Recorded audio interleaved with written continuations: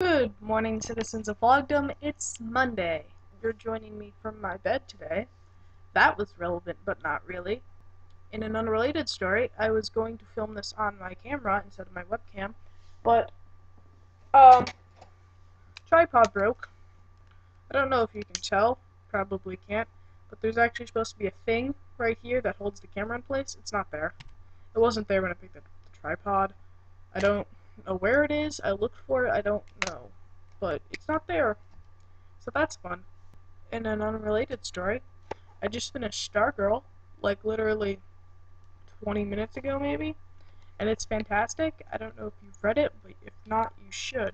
I've actually read it once before, but only in 5th grade, and so I didn't really get into it, and maybe I did get into it. I don't even remember, because when I saw it in the library, I remembered reading it, and I remembered the cover very distinctly, but I didn't remember anything about it.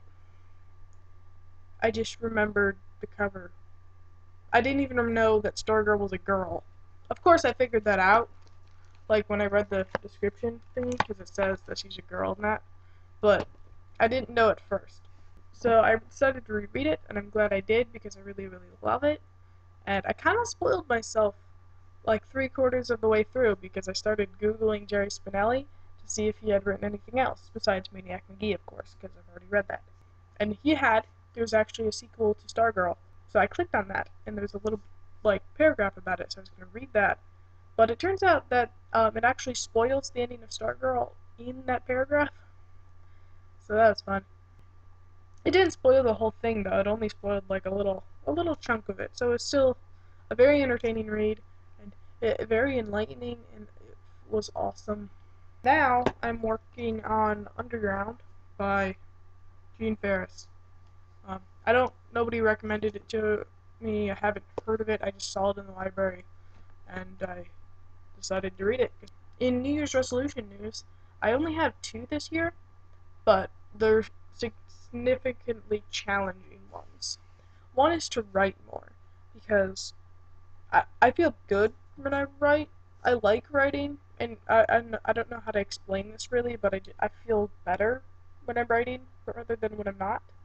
So I decided to try to write at least a little bit every day, whether that be a poem or a short story or a diary entry or something. So that's one resolution.